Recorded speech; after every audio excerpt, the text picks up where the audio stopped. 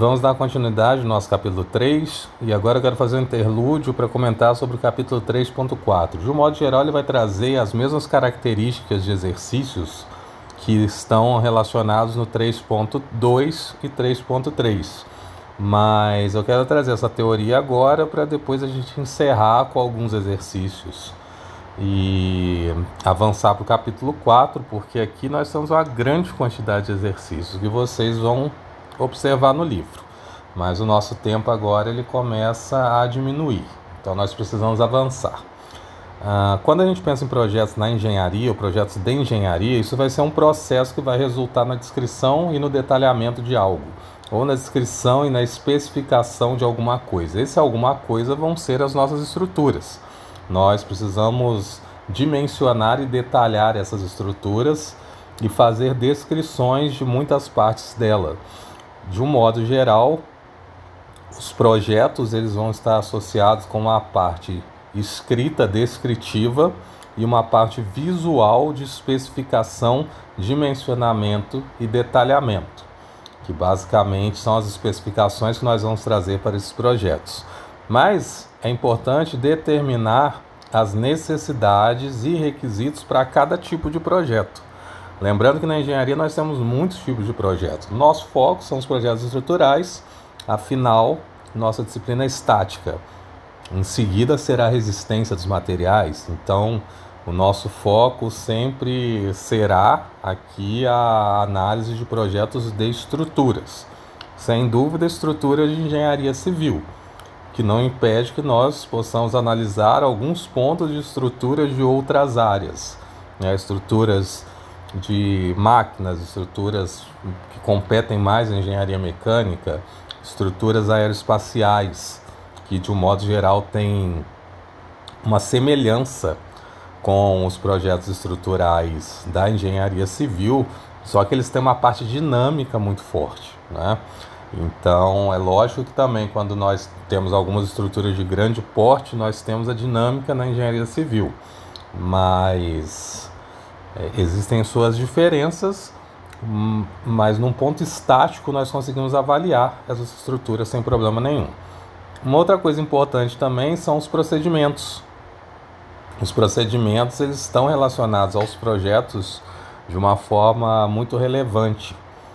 E nós temos algumas normas que tratam de procedimentos também. Então, esses procedimentos vão determinar também necessidades e requisitos para cada um dos projetos que nós vamos trabalhar. Não nessa disciplina, mas agora é interessante que vocês já comecem a ter essa visão, porque o nosso trabalho final é pegar todo esse arcabouço teórico e aplicar em algum projeto estrutural. Então essa é a relevância desse conhecimento. Outra coisa que é interessante quando a gente pensa em projeto é priorizar e identificar necessidades. Cada projeto tem seus requisitos e suas necessidades, e nós precisamos identificar isso. Isso é relevante porque acontece com muita frequência das pessoas pegarem projetos de lugares A, B e C e replicarem esses projetos. Só que quando esses projetos são replicados, eles não atendem às necessidades do novo local ou dos novos locais. Então eu já vi muitas vezes pegarem blocos inteiros de prédios, replicar esses projetos para outros locais completamente diferentes e ficar rotacionando o prédio, coloca um bloco num lugar, outro bloco no outro e vira uma bagunça no final das contas, porque não está atendendo uma necessidade do local, está simplesmente fazendo uma redução de custo e trazendo um projeto que foi feito para o local A e aplicando um local B que não tem a mesma necessidade. Então, isso é uma das questões de priorizar e identificar necessidades. Outras, mais competentes da disciplina de estática, já são relacionadas à parte estrutural. Às vezes um projeto tem certas características de acordo com o local que ele está, ou até o processo construtivo. e o sistema construtivo que vai ser empregado. E quando a gente leva esse projeto para outro lugar, isso não faz mais sentido. Então, são coisas que nós identificamos nessa etapa. Aqui eu listei alguns objetivos, né, de um projeto. O mais evidente é o primeiro: a ausência de falhas quando nós temos a utilização normal, né, o uso normal. O projeto não pode ter uma falha estrutural, um elemento estrutural não pode entrar no estado de falha. Isso aí é uma coisa evidente que você não precisa ser engenheiro para saber. Mas às vezes não é levado em conta. E como que isso vai ser levado em conta? Aplicando essas teorias que nós estamos vendo sobre análise de membros estruturais, cargas admissíveis nesses membros e outras coisas que nós vamos ver ainda ao longo da disciplina. O desempenho da estrutura, de acordo com o seu carregamento, nós temos um desempenho esperado para essa estrutura, que está diretamente relacionado à eficiência, né? Então, esses dois pontos aqui, eles andam, de certa forma, juntos e são extremamente relevantes na nossa prática. O tratamento de riscos e a antecipação de possibilidades, eu também poderia colocar aqui em um item, esses dois. Quando eu antecipo possibilidades, eu antecipo diversas coisas. Eu posso antecipar tanto coisas que serão ruins à estrutura, quanto coisas que competem à segurança dela. Então, quando eu antecipo possibilidades, eu estou pensando em riscos, né? Eu estou pensando também em uso normal. Então, eu estou inserindo fatores de segurança na minha estrutura.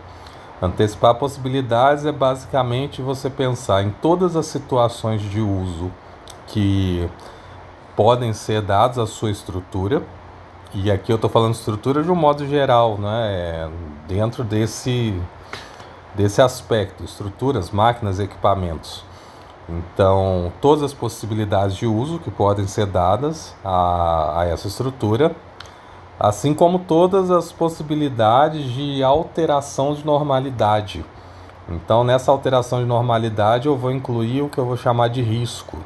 Então, isso aqui pode ser um risco tanto ambiental, quanto um risco por ações humanas, assim como um risco na própria utilização da estrutura. Quando eu tenho mais em equipamentos e máquinas, algumas delas, o próprio manuseio insere um risco. Então isso precisa ser levado em consideração também. E os outros dois, que andam às vezes na contramão um do outro, são custo e impacto ambiental. Hoje é muito evidente o quanto que o impacto ambiental precisa ser levado em consideração quando eu planejo a minha estrutura ou a minha edificação. Então, nós temos diversas possibilidades de materiais novos, estamos em um outro momento.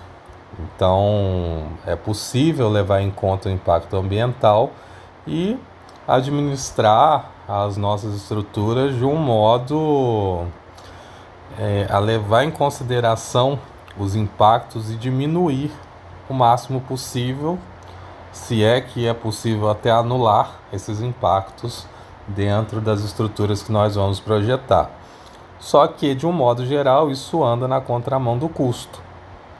Geralmente, quando eu considero impacto ambiental e eu utilizo materiais que ou são biodegradáveis ou possuem um impacto ambiental mínimo, eles possuem um custo muitas vezes maior. Mas você também pode agregar um valor maior à sua estrutura, máquina ou equipamento em função disso. Hoje em dia, muitas pessoas já têm essa consciência e sabem que quando nós consideramos este item, nós podemos agregar valor às nossas estruturas. Então, com isso em mente, nós vamos pensar em uma pequena equação que ela vai ser muito usada ao longo da vida de vocês, pelo menos aqueles que forem seguir na área estrutural, né? E os que não forem, durante o seu curso todo, vão usar. Então, essa equação ela trata de fatores de segurança. Basicamente, a principal coisa que a gente vai levar em conta é o fator de segurança. A partir do fator de segurança, eu vou determinar algumas características. Então, no livro, ele vai trazer resistência de cabos, barras e tubos de aço. Aqui eu trouxe uma tabelinha que ele mostra, mas que fala só de cabos. Então vai trazer o seu diâmetro aqui em polegadas, em milímetros, e os carregamentos em função da carga em libras e da carga em quilonewtons. Então, no nosso caso, né, no Brasil, a gente usa o sistema internacional, a gente sempre vai olhar milímetro e quilonewton. Mas outros países que costumam usar outros sistemas ainda insistem em usar a polegada e a libra. Então, por isso essa tabela dupla. Então, aqui nós temos 3 variáveis. Eu tenho a carga admissível, que é a carga de trabalho. Eu tenho o fator de segurança, que é um número adimensional. E eu tenho a carga de falha. Quando eu tenho a carga de falha, esse vai ser o valor que vai levar a estrutura ao colapso ou à ruína, mesmo que parcial. Então, esse é o valor limite, é a carga limite da estrutura. Sempre pensem dessa forma. A carga de trabalho ou a carga admissível é aquela onde a estrutura vai executar a sua função sem ruína e sem nenhum problema estrutural. Então, ela consegue suportar essa carga em uma situação normal. Então, a partir disso, nós temos essa seguinte equação. É a mesma equação, né, em 2 formatos diferentes, mas basicamente é a mesma equação. Então, ela só foi rearranjada. Na primeira, eu tenho que a carga admissível ela é dada pela carga de falha, que é a carga máxima que a estrutura pode receber, e dividida por um fator, um número. E esse número é um fator de segurança. Quando eu faço essa divisão, eu vou obter aqui uma carga admissível. Então pensem no seguinte: uma estrutura qualquer, né, como essa que está mostrada aqui embaixo, ela tem aqui uma carga admissível de 6 quilonewtons. Ele comenta no livro que para esses valores aqui foram aplicados um fator de segurança igual a 5. Então, eu consigo a partir disso descobrir qual é a carga de falha dessa estrutura. Então vamos pensar assim, para o primeiro caso, eu tenho aqui uma carga admissível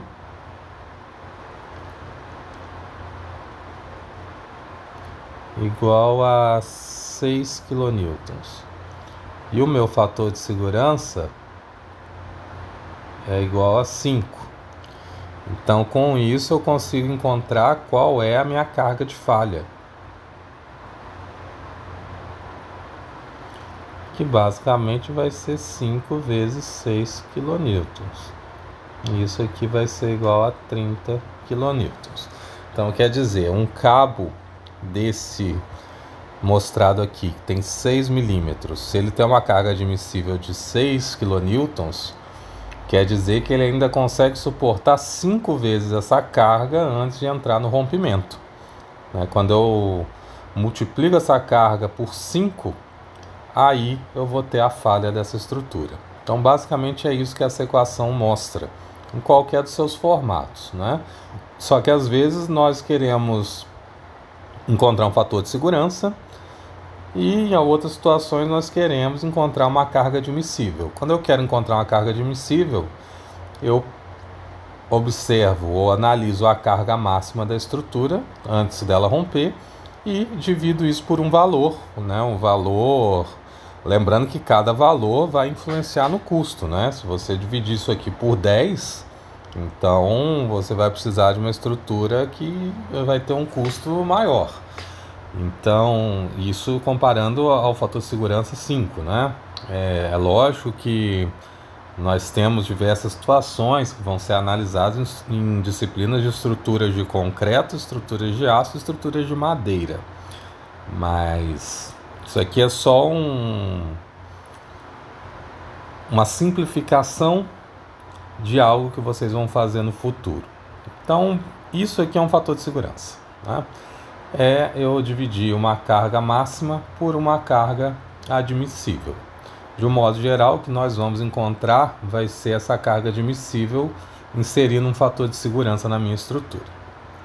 Então, visto isso, voltamos aqui para os nossos exercícios e observem o seguinte: em algumas situações nós já fizemos isso. Quando nós colocamos que a barra AB pode suportar tantos quilonewtons, quer dizer que essa é a carga admissível dela. Ou, considerando que já foi aplicado um fator de segurança. Ou então essa é a carga de falha dela. Passando disso, ela vai romper. Então nós temos aqui o seguinte. Nós temos essa estrutura. Observem que eu tenho aqui um sistema de polia. Isso é importante de observar. E aí ele diz o seguinte, que esse elemento A, ele vai flambar quando a força de compressão que ele suporta atingir 400 newtons. Então, ele já deu aqui que o FOA máximo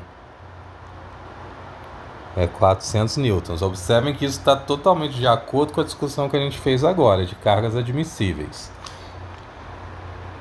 Então, os cabos AC e AD tem 300 newtons de força de ruptura.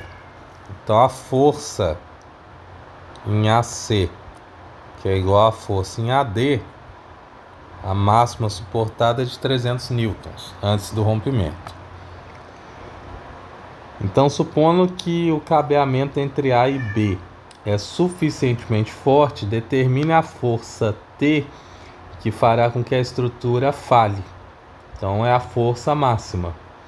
Assuma que as polias são sem atrito e que seus diâmetros são pequenos o suficiente para que todos os cabos entre A e B sejam paralelos à linha AB. Então o que nós queremos saber é quem é T. Então basicamente esse é o nosso problema aqui. Então, antes de montar esse sistema, vamos analisar aqui uma coisa. Eu tenho nesse ponto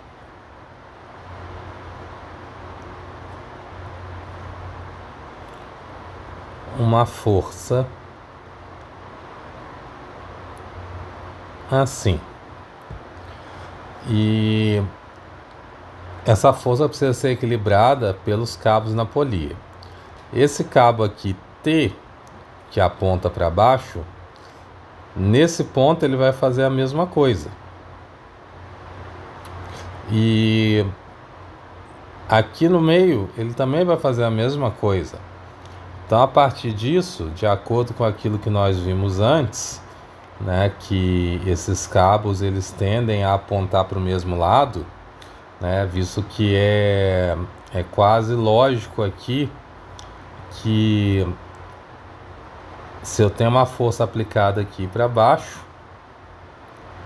nem para baixo, né, na verdade na direção de B, o mesmo vai acontecer nos outros cabos, porque eles vão estar todos sendo puxados de alguma forma. Então, ou melhor, da mesma forma. Então isso leva a caracterização que esse cabo aqui AB, ele vai ter a força de 3 vezes essa tensão T. Então por isso nós vamos ter aqui no nosso diagrama de corpo livre 3T substituindo esse cabo, essa força FAB. E é isso que nós vamos usar, né, no lugar de FAB. Mas de modo relevante, nós ainda precisamos considerar a sua geometria para determinar o vetor posição. Em FAO, ele já diz que ele está em compressão, né? Então esses cabos aqui eles estão comprimindo e nós podemos considerar essa força aqui para cima. É interessante vocês darem uma olhada no começo do capítulo 3 para fazer uma análise mais teórica por vocês mesmos sobre forças de compressão.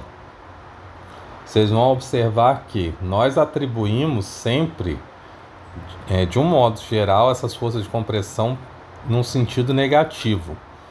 Mas, teoricamente, quando você coloca uma força do jeito que ela está dada aqui, e você obtém um sinal negativo, esse negativo quer dizer que a direção da força é o contrário do que você colocou. E isso faz sentido, porque se algo está sendo comprimido, a gente fez algo semelhante aqui.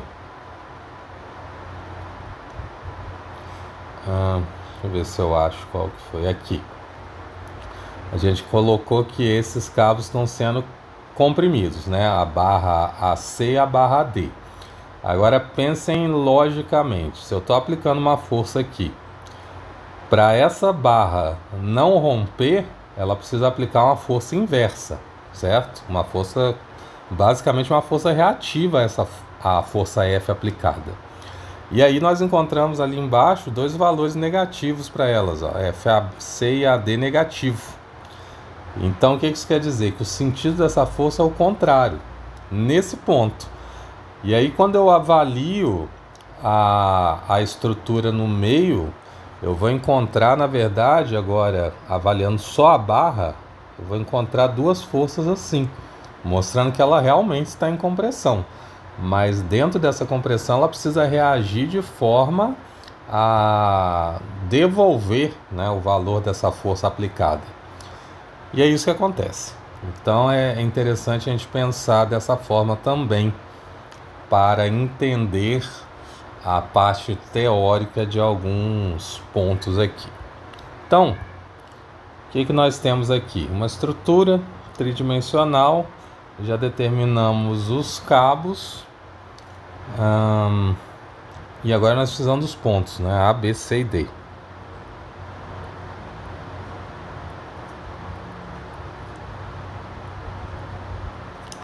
Então A só tem uma altura, ele é 0,06.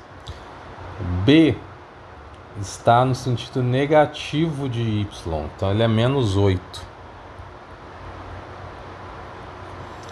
C, ele está no negativo de X e no positivo de Y. E esse positivo ali é 3. Isso, 3. E agora o ponto D. E não, peraí, 3 não, olhei no lugar errado. Então C está aqui. C está menos 2 para X. Não, é 3 mesmo. 3 para Y. E o D, ele é o inverso de C, né? Ele é 2 e 3. Ok. Temos os 3 pontos. Agora nós precisamos do vetor A. A O não precisa, né? Que vai ser K. Então a B, a C e a D. Vetor RAB, RAC e RAD. Então RAB vai ser menos 8J menos 6K. RAD vai ser AC, né? Menos 2I mais 3J menos 6K. E RAD vai ser 2I mais 3J menos 6K. Então, calculando o módulo deles,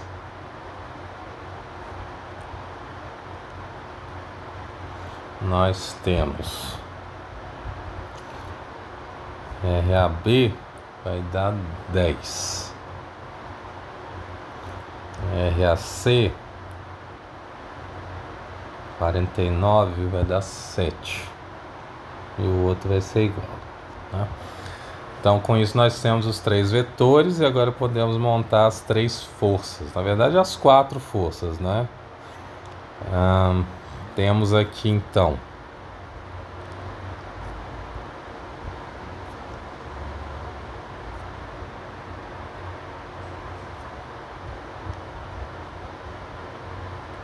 FAB, FAC, FAD e FAO. No caso aqui um FOA.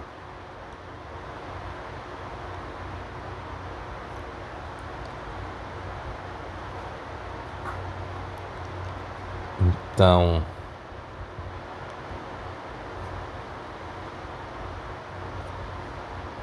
seus módulos, na verdade FAB o módulo é T, né?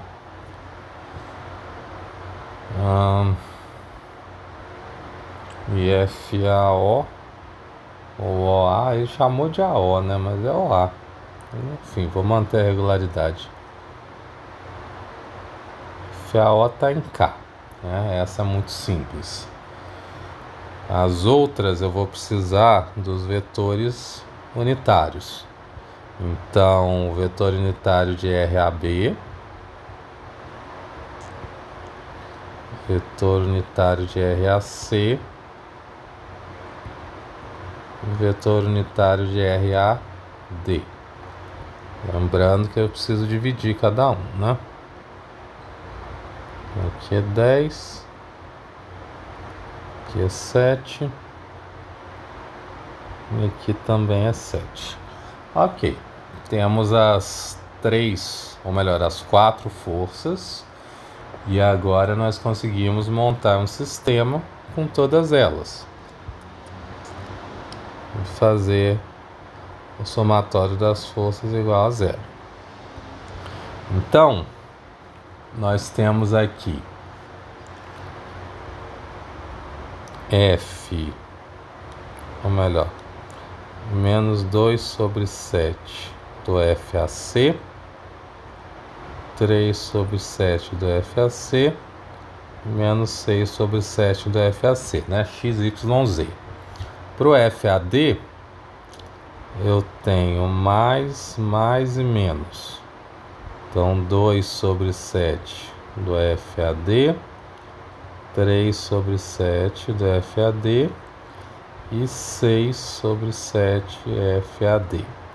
Depois, para FAB, eu tenho J e K. Então, menos 8 sobre 10, menos 6 sobre 10T. Só que aqui, né, tem um detalhe nesse T. Não é um T, são 3 T's, né? Já que são 3 vezes, são 3T. E aí, a mesma coisa eu vou precisar aplicar aqui. Eu vou fazer dessa forma, 3T. E agora falta FAO. Então, mais FAO. E aí, ok, né? Temos todas as forças aqui. Então, igualando todos a 0, observem que nós temos uma quantidade razoável de variáveis, né? Mas ele tinha dado alguns valores ali em cima. Ele deu o valor de FAO, FOA, e FAC e FAD. Então, nós precisamos deixar todas essas equações em função de T para encontrar os seus valores. Da primeira, nós tiramos que FAC é igual a FAD. Então isso é muito bom, facilita, porque nós podemos aplicar isso na segunda.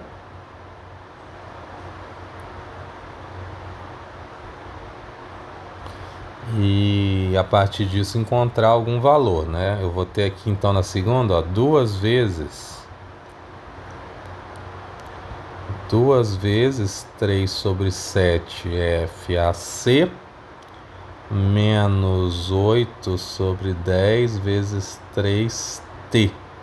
Então eu consigo obter aqui um valor em função de T. Isso é muito bom.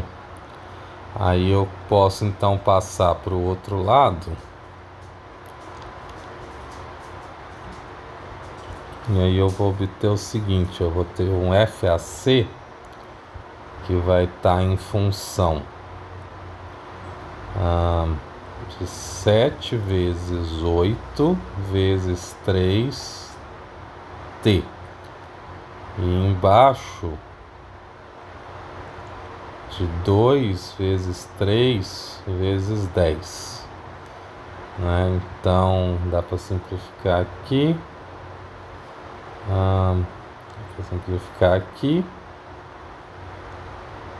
Dá para simplificar aqui. Então com isso eu vou obter o seguinte: FAC, que é igual a FAD, vai ser igual a 2 vezes 7 T dividido por 5. Então nós achamos aqui 2 dos valores que nós queremos. Falta o FAO. Creio que a melhor opção seja utilizar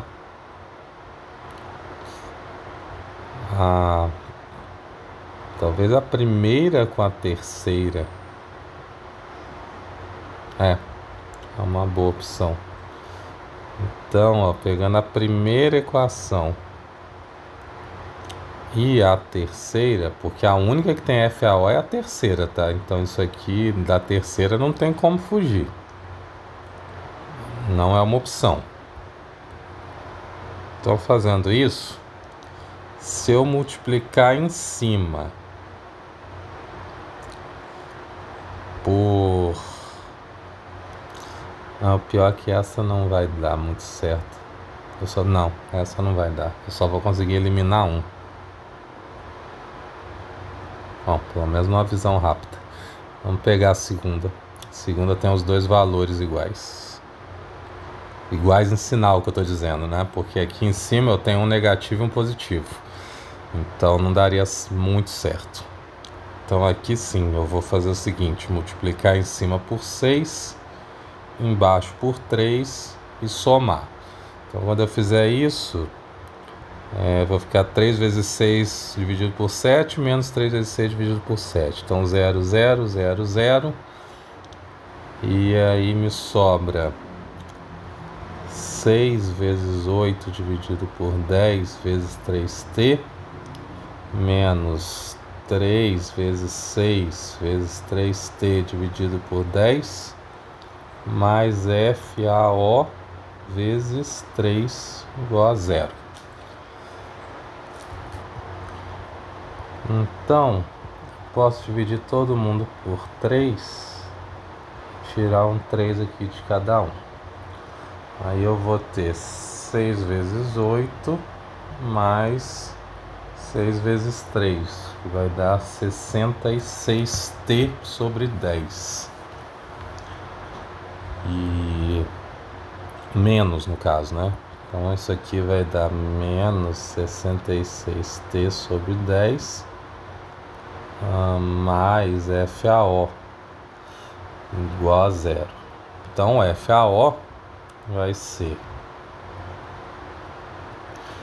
Aqui eu posso dividir por 2 em cima e embaixo, vai dar 33 sobre 5t.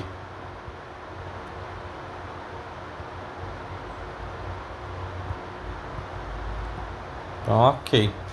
achei os 3 valores e aí agora eu consigo substituir cada um deles, né? Então, vamos lá. FAC, FAD e FAO. Tinha 400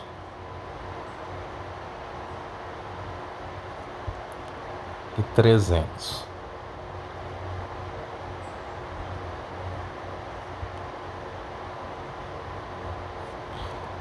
Então, com as equações que eu encontrei,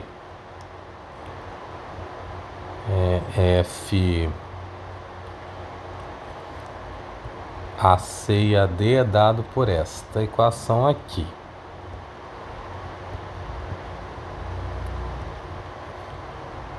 E FAO é dado por esta equação aqui.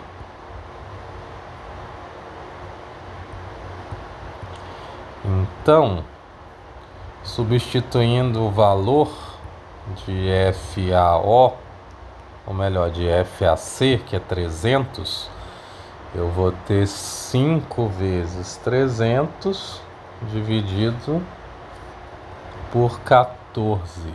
Isso aí vai dar 107,14.